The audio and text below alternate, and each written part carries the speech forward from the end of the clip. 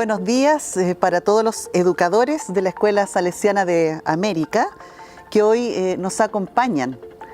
Para la Comisión Central de la ESA es una gran alegría poder compartir hoy con ustedes algunos frutos del trabajo que estamos realizando y sobre todo plantearnos juntos la pregunta por las necesidades formativas que hoy tenemos para responder a los desafíos actuales en la educación. Sor Ivonne Goulart y el padre Claudio Cartes, referentes del ámbito de la pastoral juvenil para las escuelas de las Hijas de María Auxiliadora y de los Salesianos de Don Bosco en América, nos quieren dar la bienvenida a este webinar.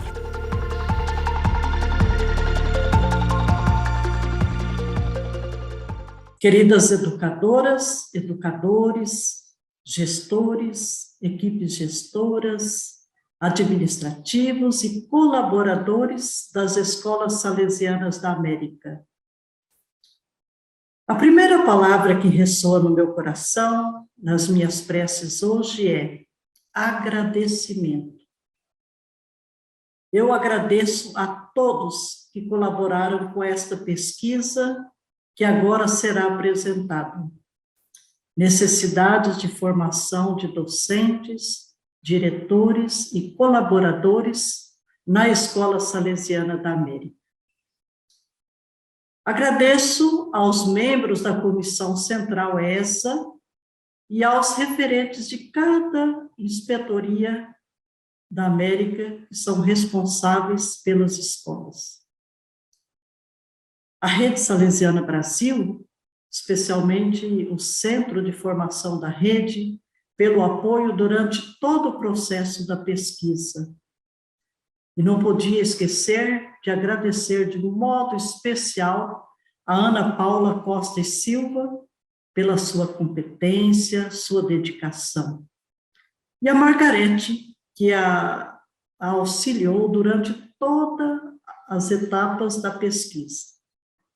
Agradeço à irmã Patrícia Parraguês, que junto com a Ana Paula Costa, pensaram este momento formativo que teremos agora. Agradeço ao professor Gonçalo Munhoz, e uma segunda palavra é bênçãos. Que as bênçãos de Deus e de Maria Auxiliadora sejam abundantes em nossas comunidades educativas. E a terceira e última palavra, não? Pacto educativo. Educar como Dom Bosco e Maria Mazzarello é um grande desafio, principalmente nos dias atuais. Neste século que é de imediatez, da comunicação instantânea, do caráter fugaz das nossas relações, da questão da pandemia, de guerras, o sistema preventivo é mais pertinente e necessário que nunca. Então, eu faço votos que todas as comunidades educativas salesianas do continente americano se unam numa grande rede para enfrentar os desafios para o desenvolvimento profissional pós-pandemia. Mas ainda estamos vivendo a pandemia. Bom encontro para todos. Estimados educadoras e educadores salesianos do continente americano, como Escola Salesiana da América, estamos muito felizes em nos encontrar nessa instância para compartilhar com vocês tudo o que significou o processo e o desenvolvimento de uma investigação sobre as necessidades de formação e desenvolvimento profissional dos professores que foram realizados durante o ano de 2021. Aqui está a Ana Paula, a quem agradecemos em primeiro lugar, e a equipe da Rede Brasil, que tornaram possíveis o desenvolvimento dessa pesquisa, a qual poderemos compartilhar os resultados e esta análise. E também ao professor Gonçalo Munhoz, pesquisador e sociólogo, que teve a gentileza de poder compartilhar conosco alguns insights neste sentido, e a importância do desenvolvimento profissional hoje em dia, e do aprofundamento de competências para a melhoria contínua das nossas comunidades educativas. Sabe-se que, Com o processo acelerado que a pandemia teve, a história da nossa vida educativa tornou-se cada vez mais necessário aprofundar nossas competências de aperfeiçoamento no desenvolvimento socioemocional, nas competências espirituais e em determinadas competências profissionais, para que os nossos estudantes, meninos, meninas, adolescentes e jovens, tenham uma formação cada vez mais abrangente, e isso exige a integridade dos educadores. Portanto, desde já, agradecemos esta oportunidade que nos foi dado e a cada uma de vocês que estão se dando para compartilhar e socializar em diferentes níveis salesianos, pedagógicos, técnicos e, é claro, espirituais. E o que significa o resultado que hoje vamos compartilhar com vocês. Muito obrigado por estarem aqui e tenham um excelente encontro. Muchas gracias por estar acá y que tengamos un excelente encuentro. Nos están acompañando en este webinar educadores de muchos países de América Latina: Argentina, México, Guatemala, Nicaragua, Colombia, República Dominicana, Chile, Brasil, Uruguay, entre otros. Nos complace unirnos en red en esta mañana. Estamos viviendo un contexto muy complejo y exigente en educación, que nos motiva a dar pasos nuevos de excelencia en nuestro trabajo educativo. Gonzalo Muñoz Estuardo, sociólogo, investigador y académico de la Facultad de Educación de la Universidad Diego Portales de Chile, con una amplia trayectoria en temas de liderazgo y mejora escolar, nos dará algunas pistas importantes de la importancia que tiene hoy el desarrollo profesional. Bienvenido, Gonzalo, y gracias por acompañarnos en esta mañana.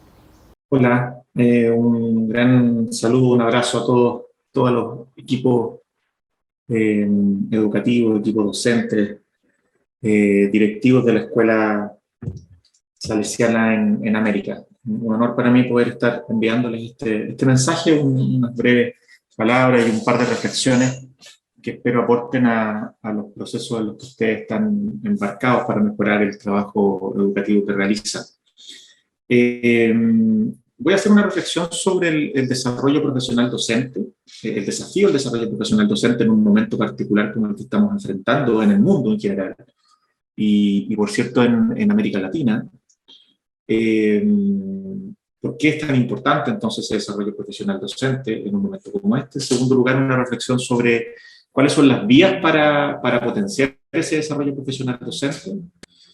Y en tercer lugar, ¿qué necesitamos? ¿Cuáles son los desafíos para potenciar ese desarrollo profesional, tanto a nivel de los sistemas educativos, pero sobre todo donde lo aplican ustedes, que es en las comunidades, en las unidades educacionales, en las organizaciones escolares, que es el espacio donde finalmente se despliega en plenitud el proceso educacional?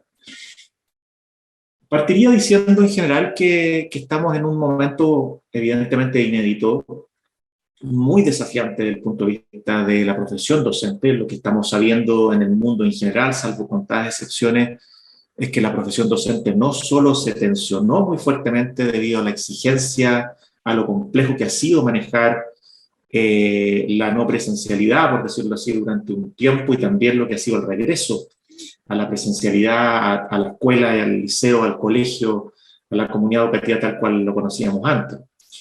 Esto es importante porque en este nuevo escenario, la verdad es que lo que esa evidencia internacional nos está mostrando en general es que las generaciones, las nuevas generaciones y las personas en general consideran a la profesión docente como un espacio más difícil que antes, por lo que implicó, al mismo tiempo se revalorizó la función docente. Hay cierta evidencia que tenemos en el mundo sobre eso, pero también se complejizó. Y eso, si uno lo suma a un proceso en el que ya veníamos como sociedades, digamos, donde la presión que hay sobre los sistemas educativos de innovar, de avanzar en ciertas capacidades y competencias para el siglo XXI, en adaptarse permanentemente a los cambios que la sociedad y los sistemas educativos van sufriendo, van viviendo, evidentemente el desarrollo profesional, la formación continua en un sentido amplio, ¿verdad?, es fundamental. Uno podría decir, cuando uno mira también la experiencia internacional de los países que mejor desempeño tienen, también las comunidades educativas que mejor desempeño tienen en nuestro sistema, La verdad es que no hay atajos, ¿verdad? La respuesta siempre está en la profesionalización, en las capacidades profesionales de los equipos docentes, directivos, porque es ahí donde se explica finalmente la capacidad de un sistema para mejorar y para responder a las necesidades de los estudiantes y de esas comunidades. Digo esto porque a veces en nuestros países, dado que tenemos muchas necesidades, ¿verdad?, básicas a nivel de infraestructura, a nivel de alimentación, de asistencia de los estudiantes, asistencialidad, de financiamiento, por cierto que tenemos mucho que avanzar ahí, pero la verdad es que la respuesta fundamental al desafío de mejorar la calidad, y en esto la evidencia es muy contundente, está en el desarrollo profesional, está en las capacidades o la fuerza que tengan nuestros sistemas educacionales para desarrollar, profesionalizar, potenciar el juicio crítico y el juicio profesional para la buena toma de decisiones pedagógicas de quienes ejercen cotidianamente la enseñanza. Ese es el desafío esencial de un sistema educacional y no deberíamos olvidarlo nunca. Y eso también se traslada a nuestras propias comunidades, ¿verdad? El principal desafío, el motor del cambio educativo a gran escala, a pequeña escala, siempre su base docente, ¿verdad?, y directiva, su capacidad, su persona. Y bueno, entonces si uno mira esa en perspectiva histórica y mira además el momento en particular, estamos en un hito, en un proceso histórico donde el desarrollo profesional docente es más importante que nunca.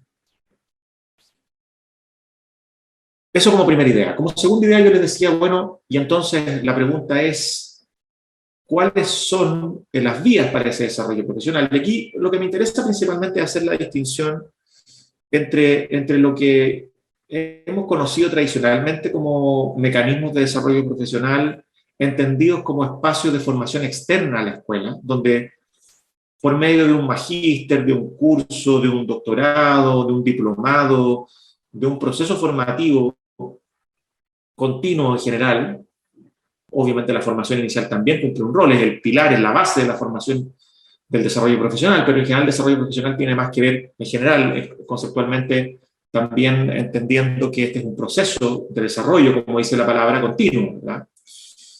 Y en ese desarrollo continuo, como decía, tendemos a entender la formación profesional como un espacio donde hay un conocimiento afuera de nuestras comunidades, afuera de nuestras redes, muchas veces, como esta propia escuela. Y esto me parece importante porque lo que la evidencia también nos empieza a mostrar con mucha fuerza, yo diría, en las últimas 2 décadas en el mundo, es que una de las cuestiones clave para mejorar, para el aprendizaje de adultos y para el desarrollo profesional docente, por tanto, sin desconocer el rol que pueden cumplir las instancias de formación externa, es más bien el concepto y el proceso posible a través de lo que se denomina en general el aprendizaje profesional situado, el desarrollo profesional en la escuela, en el colegio. Y esto me parece a mí que es un enfoque que estamos cada vez más visibilizando, pero todavía no con la suficiente fuerza, por distintas razones, ¿no? Porque hay una cultura en la cual, en nuestros sistemas educacionales, en la cual esta visión de que el conocimiento está afuera se ha impuesto, fundamentalmente. Pero la verdad es que lo que debiéramos entender crecientemente, creo yo, es que el conocimiento, el saber y los saberes docentes están fundamentalmente también en nuestros propios espacios educativos. Y la pregunta entonces, ¿cómo, por medio de prácticas rigurosas, consistentes, coherentes, logramos entonces generar espacios de desarrollo profesional docente en las propias comunidades? Entre también comunidades. Esto tiene que ver fundamentalmente con lo que se conoce también como colaboración docente y colaboración entre escuelas, con lo que se conoce en general, y no es lo mismo, pero muchas veces se utilizan como conceptos primos, digamos, el concepto de comunidad de aprendizaje, la construcción de una comunidad que tiene la capacidad de aprender, potenciar su práctica y por medio de eso mejorar continuamente. Y me parece a mí que esto es muy importante para el ciclo que se abre en nuestra sociedad, en el sentido de que, sin desmerecer, insisto, en el rol que cumplen los espacios formales y externos de formación, por la escasez de tiempo, una cuestión que ustedes mencionan en la encuesta que da origen también a este espacio formativo que ustedes están desarrollando, una de las principales dificultades que tienen ustedes y que tienen en general los sistemas educativos en el mundo es la falta de tiempo, la dificultad para conciliar, como plantean ustedes en esa encuesta, los tiempos de trabajo y la cotidianidad con la formación. Es un desafío muy transversal al aprendizaje de los adultos y adultas en general, pero por cierto que el aprendizaje situado, los espacios de formación en la escuela, que obviamente aprovechen el conocimiento externo, que traigan ese conocimiento, pero que se procese internamente, diría yo que va a ser la clave para poder potenciar nuestros sistemas educacionales. Obviamente, esto requiere cambios en las organizaciones, requiere un liderazgo educativo, una función directiva que mire prioritariamente el desarrollo profesional, que entienda que su principal espacio de influencia en el mejoramiento de la calidad educativa es el desarrollo profesional. La literatura sobre liderazgo es muy clara en este sentido, en la dirección de que un liderazgo directivo que tiene la capacidad para generar espacios de formación, de guiar el desarrollo profesional, de orientar obviamente también con el ejemplo el trabajo docente, por eso que necesitamos directivos que sean muy buenos docentes, muy buenos profesores y profesoras. Todas esas prácticas pueden provocar un desarrollo profesional situado, efectivo. Por tanto, el liderazgo directivo es esencial en esta dinámica de desarrollo profesional. También, por cierto, y aquí me paso al tercer punto y ya con eso voy cerrando, que les mencionaba también, es crucial respecto a la pregunta sobre qué necesitamos, ¿verdad? Para poder avanzar entonces en sistemas educativos y en comunidades que privilegien el desarrollo profesional, que lo hagan de una manera en la que se valore crecientemente el aprendizaje situado. Para eso necesitamos, por cierto, disposición, motivación. En nuestros sistemas educacionales tenemos un desafío en materia motivacional, ya por las condiciones laborales en las que en general ha estado la docencia durante mucho tiempo, porque es una profesión extenuante, muchas veces porque ha sido muy extenuante fruto de la pandemia. Necesitamos empoderarnos, motivarnos para seguir aprendiendo. De nuevo, ahí los líderes son fundamentales, pero el rol que cumple cada uno y una es muy importante también, ¿verdad? De entender esto como parte esencial del desafío docente de aquí en adelante. Y lo ha sido siempre así, ¿verdad? Pero me parece a mí que la motivación es importante. Las políticas cumplen un rol muy importante, ¿verdad? Necesitamos políticas que promuevan, que faciliten, que incentiven el desarrollo profesional y, por cierto, también el desarrollo profesional situado, tal cual lo estamos conversando acá. Necesitamos, como decía, directivos muy conscientes de su rol en materia del desarrollo profesional. Necesitamos recursos, necesitamos invertir recursos en el desarrollo profesional, recursos no solo financieros, sino tiempo. Para eso no la función de los líderes, pero también de los administradores, de quienes sostienen trátese de la educación privada o la educación pública a las comunidades educativas. Necesitamos más conocimiento. Yo me dedico a la investigación educacional y parte de los desafíos que tenemos como investigadores en el mundo de la educación es generar cada vez más conocimiento práctico, útil para estos espacios de desarrollo. Necesitamos más trabajo en red, necesitamos posibilidades de trabajo en red dentro de la escuela, fuera de la escuela, porque es la manera de que el conocimiento fluya. Y esto no solamente se trata de construir esos espacios, sino de darles método, de darle rigurosidad, y hay mucha evidencia en el mundo, menos en América Latina, pero lo va a ir crecientemente habiendo, creo yo, respecto de cuáles son las buenas prácticas en materia de colaboración, de comunidad, de aprendizaje. Y por cierto, diría yo, necesitamos un cuerpo docente en general, ¿verdad?, comprometido con esta tarea del desarrollo profesional. Y por eso me parece muy importante este trabajo que están haciendo como escuela.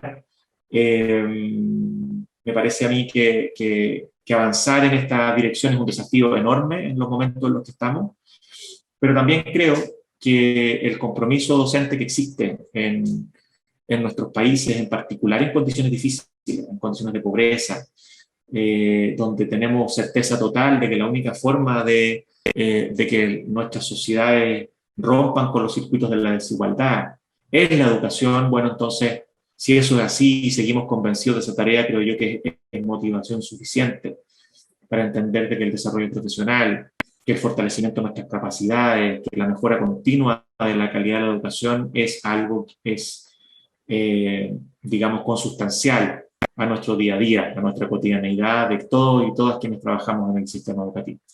Así que espero que estas palabras sirvan, motiven un poco las discusiones de ustedes como red también en cada una de las comunidades educativas. No tengo duda que el compromiso de ustedes va a seguir muy arriba y que por tanto también el desarrollo profesional va a seguir siendo un eje central del trabajo, ojalá con nuevas perspectivas, con nuevos enfoques. La educación necesita de aire permanente, de innovación y también de estar mirando lo que ocurre en otros lados, porque el conocimiento está en nosotros y nosotras mismas, ¿no? Está fuera también, evidentemente, de lo que otros actores pueden proveer, pero está fundamentalmente en la profesión docente. Hay que confiar en eso, hay que entregar oportunidades para eso, pero creyendo en la capacidad de nuestras propias comunidades, sus profesores y sus directivos para mejorar. Les mando un abrazo muy grande, espero que sigan adelante con sus proyectos y bueno, pueden contar conmigo, por cierto, como también un actor para dialogar respecto a los desafíos que ustedes están enfrentando. Un abrazo grande, que estén muy bien. A continuación quiero presentarles a Ana Paula Costa de Silva, miembro de la Comisión Central ESA, máster en Gestión del Conocimiento y de las Tecnologías de Información, especialista en Informática, en Educación y en Aprendizaje Cooperativo, especialista en Educación a Distancia, bachiller en Ciencias de la Computación y actualmente gestora de proyectos de formación de la Red Escuela Salesiana Brasil, quien nos dará a conocer los resultados del estudio realizado el año 2021, que ha tenido como objetivo ahondar en las necesidades formativas de los educadores de nuestras escuelas en América. Gracias, Ana Paula, por compartir esta valiosa información con todos nosotros. Olá, primeiramente quero agradecer pela oportunidade de compartilhar os resultados desta importante pesquisa realizada pela Comissão Central ESA para o levantamento do perfil e das necessidades formativas dos educadores da Escola Salesiana na América. Vou compartilhar os slides. Antes de entrarmos nos resultados da pesquisa, é importante olharmos para o planejamento estratégico ESA para o triênio 2021-2023. Esse planejamento é organizado de acordo com os eixos ESA 4. O primeiro eixo, atenção às necessidades educativas dos estudantes. O segundo eixo é o da formação permanente dos educadores. O terceiro, da qualificação da proposta educativa pastoral. E o quarto eixo, da gestão institucional sustentável. Olhando para o segundo eixo da formação permanente, ele tem 3 linhas de ação, cada linha de ação tem um desdobramento em atividades, e essas linhas de ação envolvem organizar uma base de conhecimento digital com subsídios de formação em diferentes formatos. É uma base que já está sendo construída, e fica esse convite para que todos que nos acompanham no webinar de hoje possam também colaborar com essa base digital, para que seja um espaço de referência para a formação continuada, com e-books, vídeos, apresentações, enfim, uma série de documentos que possam facilitar esse processo de formação permanente. A outra linha de ação é de elaborar um mapa de competências dos gestores e docentes das escolas salesianas para o século XXI, e, por fim, a terceira linha de ação, que tem uma relação direta com a realização dessa pesquisa, é promover ações formativas conjuntas em nível continental. A pergunta que se coloca é exatamente essa: por que realizar essa pesquisa para conhecer o perfil e as necessidades formativas dos educadores? E a principal finalidade é exatamente apoiar o planejamento de ações formativas que sejam mais consistentes, que sejam coerentes com os perfis dos educadores e que correspondam às demandas atuais de todos os educadores. seja para enfrentar os desafios que se colocam, muitos deles desafios inéditos, e também para lidar com os modelos educativos emergentes nesse contexto de pós-pandemia que a gente tem vivenciado. Olhando para a linha do tempo dessa pesquisa, primeiramente, cabe destacar que ela foi realizada por meio de formulários eletrônicos em 4 idiomas, espanhol, português, inglês e francês. Em outubro de 2021, a irmã Ivone Goulart e o padre Cláudio Cartes, como referentes da ESA, eles enviaram uma carta convite aos referentes regionais da Escola Salesiana na América, realizando todo esse processo de animação, convidando todas as comunidades educativo-pastorais a colaborarem, a participarem dessa pesquisa. E a gente agradece todo o empenho deles, da comissão, sobretudo da irmã Patrícia Parragues, que tem colaborado de uma forma tão expressiva em todo esse processo da pesquisa e de outras ações também no âmbito da Escola Salesiana na América. Os questionários, na verdade, nos 4 idiomas, eles foram aplicados entre o final de outubro e o final de novembro de 2021, o período de final de novembro a final de dezembro, ele foi marcado pela análise e sistematização dos dados coletados e a elaboração dos relatórios, e aqui tivemos uma forte colaboração da Margarete Pires, que atua no escritório central da Rede Salesiana Brasil, junto aos processos de pesquisa e avaliação. E em fevereiro, entre fevereiro e abril deste ano, realizamos a socialização desses resultados, tanto de uma forma geral, como ocorre aqui, quanto de forma regional, em algumas reuniões que aconteceram nesse período. Percebemos, então, que é importante, primeiramente, trazer essa breve contextualização da pesquisa. Primeiro, destacar que se trata de uma pesquisa não probabilística, ela tem a sua relevância, ela traz dados importantes, mas também precisamos considerar essa característica.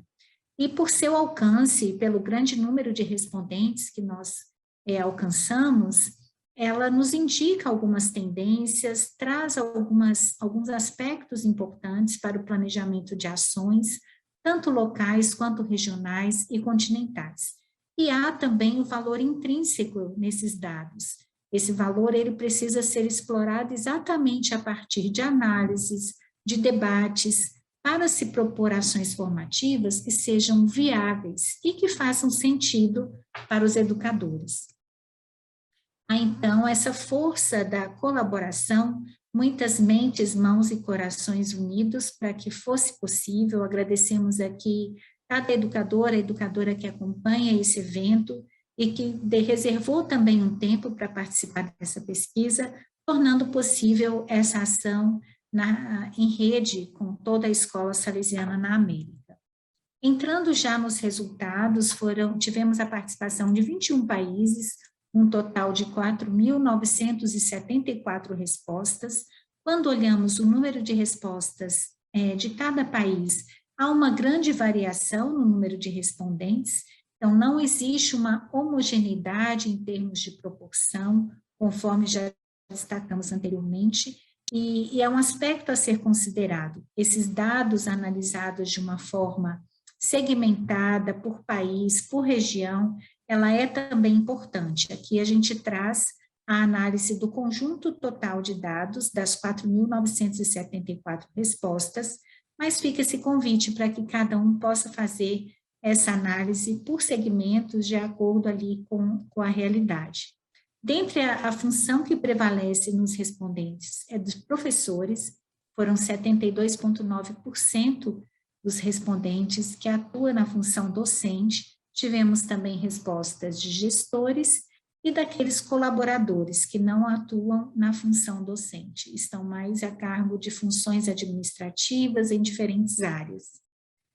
Em relação à faixa etária, prevalece um público de respondentes bastante jovem, ali 32,4 menor ou igual a 25 anos, 28,2 de 26 a 35 anos.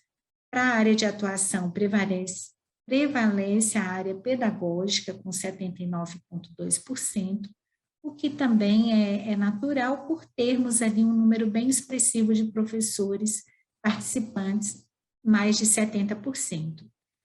São educadores que já atuam há bastante tempo nas escolas, a grande maioria, mais de 50% que a gente observa ali tem uma atuação de mais de 10 anos ou de 5 a 10 anos. Destaca-se aí essa permanência, essa dedicação por um bom período de tempo, o que contribui também para se consolidar uma comunidade educativa que tem uma compreensão, uma unidade em relação à identidade carismática, um trabalho formativo que vai se consolidando também ao longo dos anos. A carga horária semanal também há um percentual expressivo daqueles que têm pelo menos 20 horas, sendo que 41% tem de 31 a 44 horas, há, portanto, um grupo expressivo de educadores, seja com uma dedicação exclusiva ou com uma carga horária bastante considerável, atuando na escola. Sobre o nível de escolaridade, mais de 50% tem cursos de especialização, então é um grupo que se mostra bastante qualificado, comprometido. Se olharmos os percentuais de mestrado e doutorado, já são percentuais menos expressivos, sobretudo do doutorado. E isso nos aponta aí para uma possibilidade de maior aproximação com as instituições salesianas de ensino superior.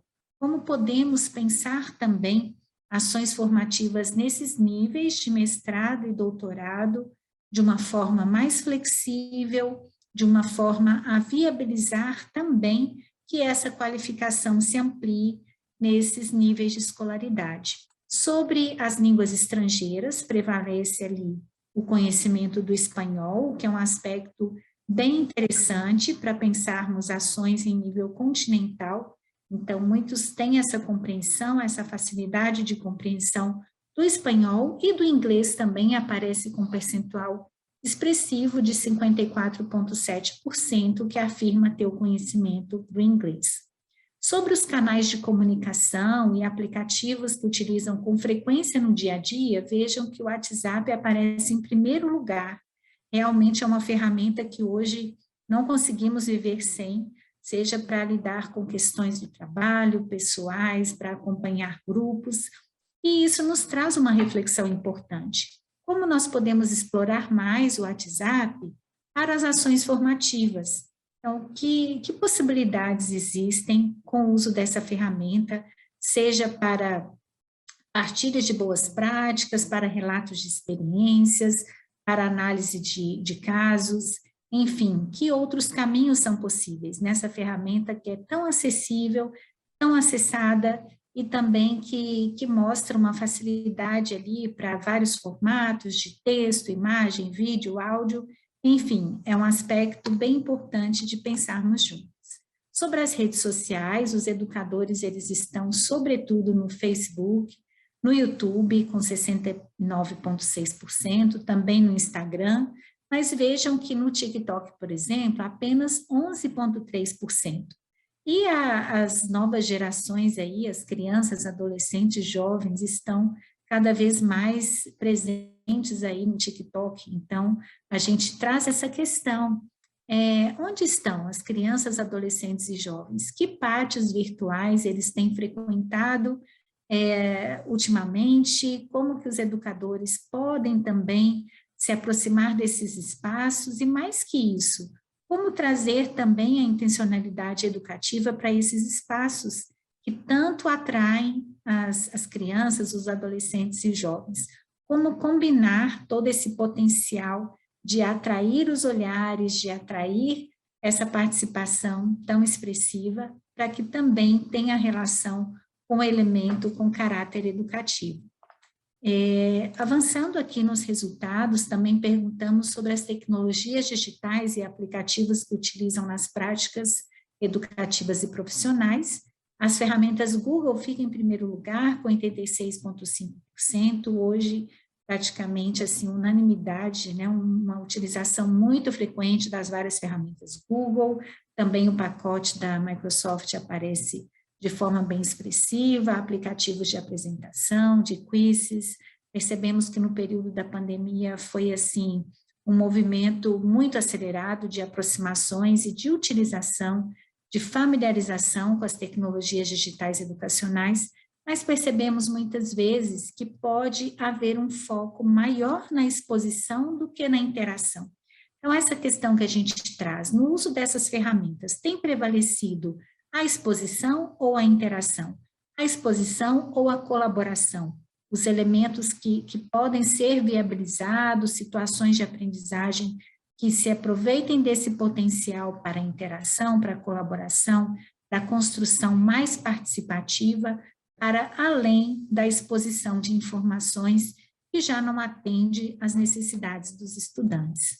Sobre os dispositivos que utilizam com mais frequência, o smartphone se destaca, também o desktop, e a gente destaca também como explorar mais soluções móveis, aplicativos no campo educacional, no campo da formação permanente de educadores, interfaces mais responsivas, também mais atrativas, atraentes para os educadores estarem cuidando da sua formação permanente, utilizando os seus smartphones. Aí um dado muito bom que nos deixa muito felizes sobre as escolas incentivam a participação dos educadores nas ações formativas, então vejam que 95,9% afirma que sim. E quando se pergunta se participaram de ações formativas nos últimos 6 meses, 87,5% afirma que sim. Há então esse cuidado das comunidades educativas com o aperfeiçoamento constante dos colaboradores, ao incentivo, à valorização. Um dos pilares, um dos eixos do ESA, desde o primeiro ESA, é a formação de educadores, e a gente vê que isso fica bem evidente aí nesses percentuais. No entanto, quando nós perguntamos quantas horas por semana cada um dedica à formação permanente, vejam que esse número ele é muito reduzido. São aqui mais de 75% que tem apenas entre 1 e 5 horas por semana. E se a gente olhar entre 1 e 2 horas, são 41,7%. Ou seja, quase metade dos educadores tem apenas 1 ou 2 horas por semana para dedicar à sua formação permanente. E isso é uma questão bem preocupante, que merece atenção especial, sobretudo por nos trazer essa inquietação. Essa carga horária é suficiente nos tempos atuais, tempos tão dinâmicos, tão acelerados, de tantas mudanças, de tantas inovações, e quais as implicações desse compromisso com a formação permanente? O que implica esse compromisso? E isso nos leva, inclusive, a pensar formatos para a formação continuada que sejam viáveis do ponto de vista da participação, do ponto de vista da aplicabilidade, da formação em serviço, da formação em ação, como conciliar já o trabalho educativo com o processo de formação permanente. Então, esse é um aspecto que realmente merece uma especial atenção. E sobre as dificuldades na gestão do processo de formação permanente, a grande dificuldade está em quê? Em conciliar a formação com outras atividades. Sabemos que hoje, tanto no campo da docência, da gestão, de outras funções nas escolas, há um trabalho bastante exigente em termos da dedicação para se buscar essa qualidade e, ao mesmo tempo, a dificuldade que surge para conciliar, encontrar tempo para a formação. E esse é um percentual bem expressivo, 59,7%, que encontra essa dificuldade concreta de conciliar a formação com outras atividades. E também alguns colocam ali, 19,4%, participar de eventos, encontros síncronos, encontros online. Durante ali o período da pandemia, todos os eventos online, e isso gerou uma sobrecarga. Hoje a gente percebe a dificuldade de muitos de estarem online, então alguns se inscrevem em eventos já com a expectativa de assistir ao vídeo posteriormente, em um momento em que tiver mais tempo, em que for mais oportuno, mas a grande questão é o quê? Não deixar esse tempo se perder. no meio das demandas, no meio das outras atividades, é um olhar mais cuidadoso para a formação permanente, no sentido de reconhecê-la como uma prioridade. Então, hoje, uma questão urgente é essa, a gente trazer para todos os educadores essa questão. A formação é reconhecida, de fato, como uma prioridade para o aprimoramento constante das práticas, prioridade para a inovação e assim por diante. E sobre os recursos didáticos de preferência, que tem mais facilidade para aprender, vejam que é bem interessante esse dado, que é a combinação de diferentes recursos. 80,4% afirma que prefere aprender quando se tem a combinação de textos, vídeos, imagens. Então, essa tendência multimediática que a gente percebe nos estudantes, ela também está presente no universo aí dos educadores como um recurso didático que facilita por atender os diferentes perfis cognitivos e as necessidades. Aqui também se coloca os tipos de cursos que atendem de forma mais efetiva as necessidades formativas, aparecem com uma expressividade maior os cursos de atualização e aperfeiçoamento, com 58,1%, cursos livres, cursos de extensão de curta duração, cursos de especialização, há, portanto, sim, um interesse nessa atualização. E a atualização pode ser exatamente o caminho para a inovação. Sobre a modalidade de preferência, destaca a modalidade híbrida, ou seja, a combinação do presencial com encontros online, 38,9% tem essa preferência, outros 36,7% preferem totalmente online, e a gente vê que os eventos totalmente presenciais, eles têm perdido um espaço, seja por questões financeiras, da dificuldade mesmo de gastos com deslocamento, com hospedagem, seja por questões de logística, e também porque com o evento online a gente tem muito mais flexibilidade para conciliar com tantas outras rotinas e demandas. Então, percebemos aí esse aspecto que é bem significativo para entendermos também que é um contexto muito favorável para pensarmos ações formativas online em ambientes virtuais, seja no contexto local, regional, continental. Avançando aí para o próximo item, a gente entra agora nos temas indicados como prioritários para a formação permanente dos docentes. Na visão dos professores, os temas prioritários são esses que destacamos aí em azul com uma ocorrência maior. Vejam que todos esses que estão em azul foram mais de 1.300 educadores que responderam que o indicaram como tema prioritário. Então, a aplicação das tecnologias digitais na educação, a avaliação da aprendizagem, que sempre é um tema necessário, a didática específica da disciplina curricular, a educação inclusiva, as metodologias ativas e as competências socioemocionais. E a questão que surge diante desses temas é exatamente essa. Quais são as expectativas e necessidades mais específicas dos professores em relação a esses temas?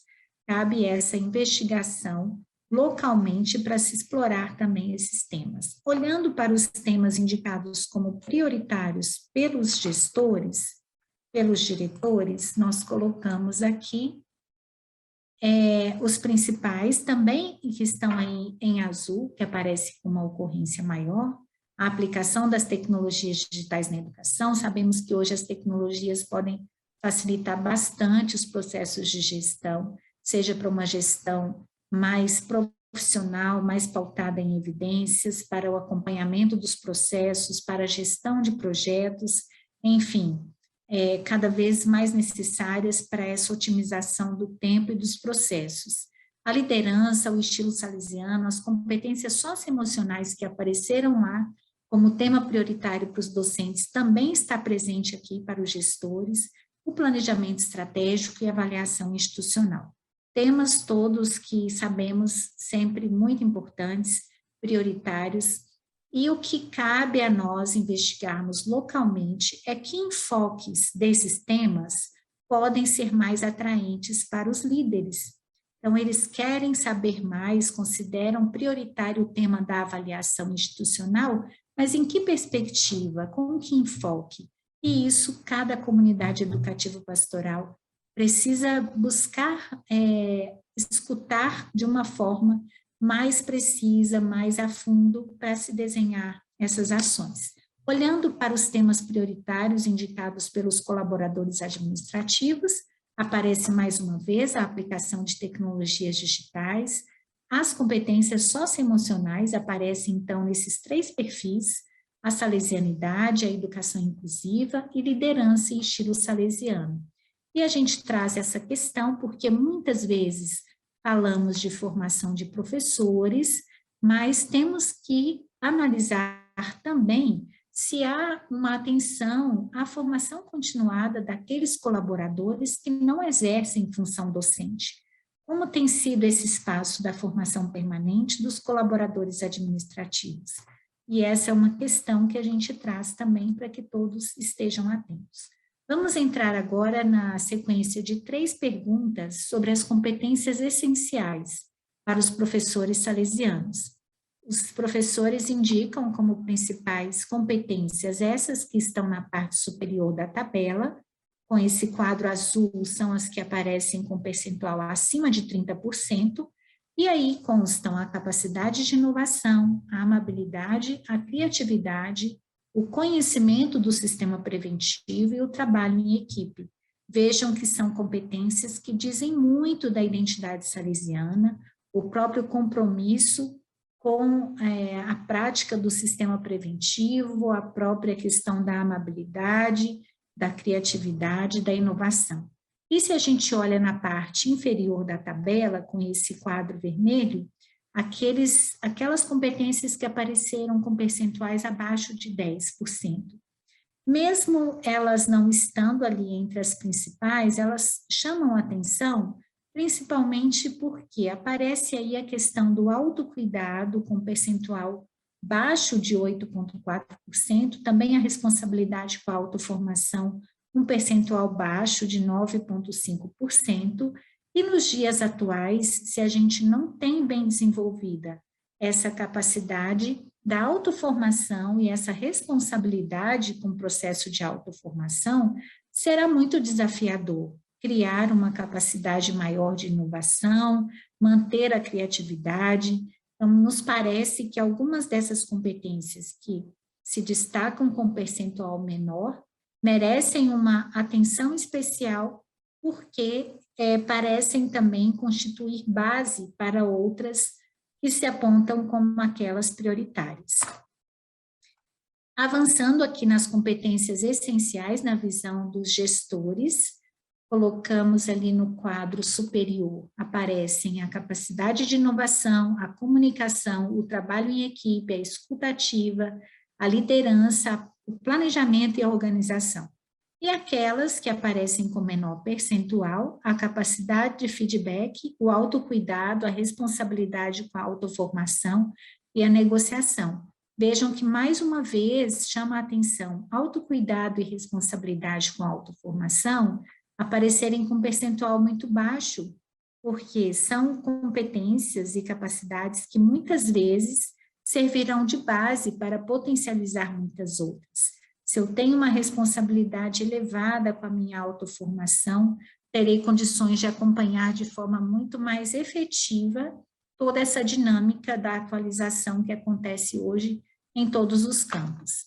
Por fim, trazemos as competências que, na visão dos colaboradores, eles consideram essenciais da comunicação, do trabalho em equipe, o conhecimento do sistema preventivo e a escuta ativa.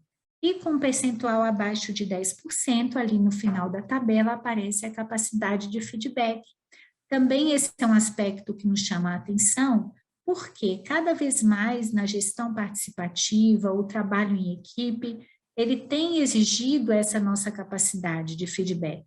E como que isso tem sido percebido, observado e até mesmo valorizado pelos educadores e pelos colaboradores.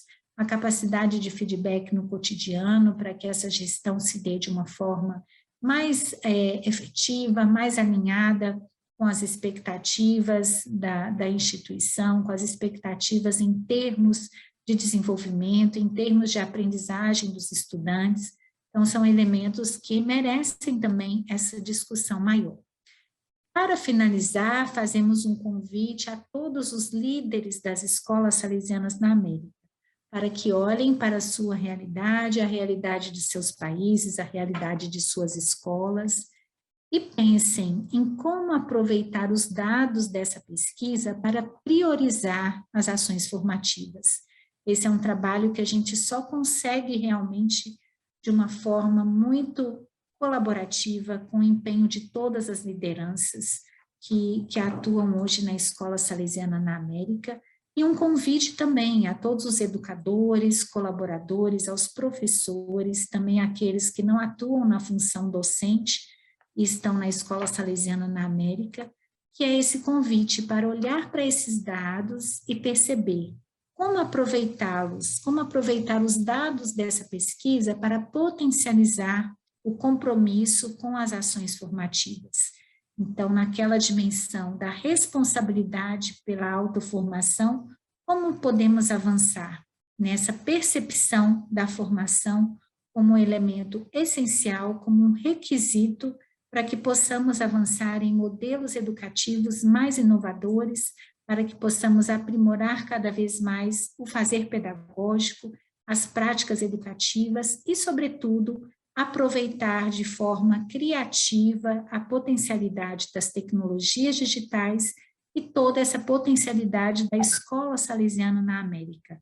Essa rede com educadores, líderes, colaboradores tão qualificados, tão competentes, como a formação continuada pode ser essa força que impulsiona cada vez mais a inovação e o crescimento das nossas escolas.